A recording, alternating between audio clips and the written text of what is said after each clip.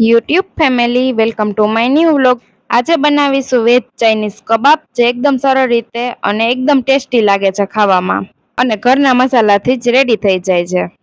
સૌ પ્રથમ તો લઈ લીધું છે કોબી, બટેટા અને ડુંગળી, ત્રણેયનું ખમણ કરી નાખ્યું છે ખમણી વડે, અને લઈ લીધા છે બાઉલમાં।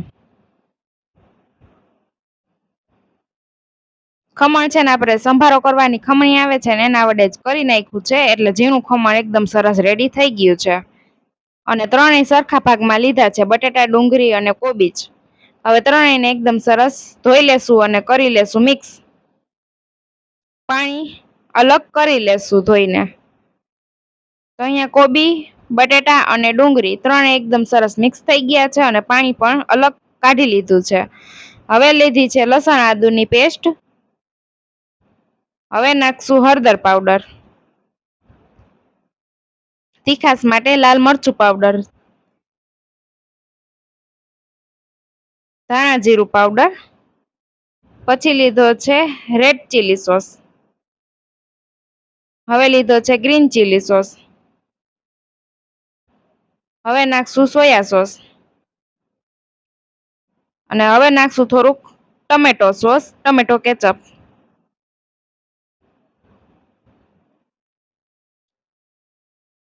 અહીંયા તમારે કબાબ બનાવી હોય એ પ્રમાણે મસાલા એડ કરી શકો છો, જેટલી બનાવી હોય એ પ્રમાણે।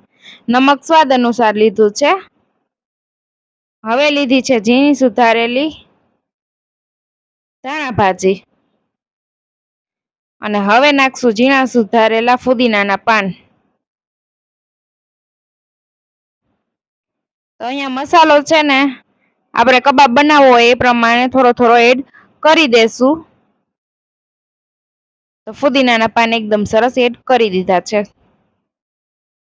તો બધો જ મસાલો એડ કરી દીધો છે આપણે। કોબી, બટેટા, ડુંગળી, હળદર પાવડર, લાલ મરચું પાવડર, ધાણા જીરું powder, red chilli, green chilli અને સોયા સોસ, લસણ આદુની પેસ્ટ, નમક સ્વાદ અનુસાર, ધાણા ભાજી અને ફુદીનો અને ટમેટો કેચઅપ, બધા જ મસાલા નાખી દીધા છે, અને કરી લેશું હાથ વડે મિક્સ। અહીંયા આપણે સોસ નાખ્યા છે એટલે પાણીની બિલકુલ જરૂર રહેશે નહીં।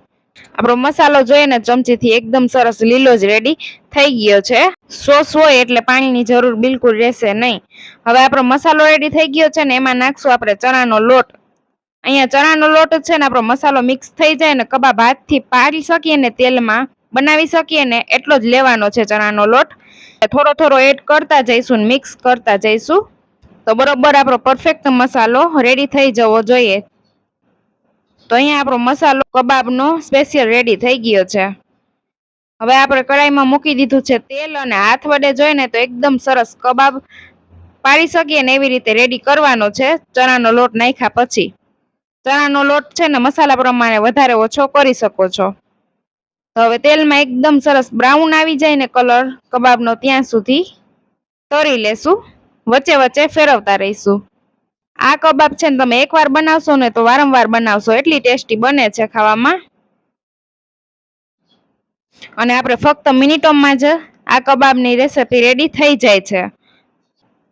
તો અહીંયા આપણી કબાબનો કલર ચેન્જ થવા માંડ્યો છે, હજી બ્રાઉન થઈ જાય ને ત્યાં સુધી તળવાની રહેશે, એટલે એનો ક્રંચ ટેસ્ટ છે ને ઉપર એકદમ સરસ આવી જશે ને અંદરથી સોફ્ટ બને છે।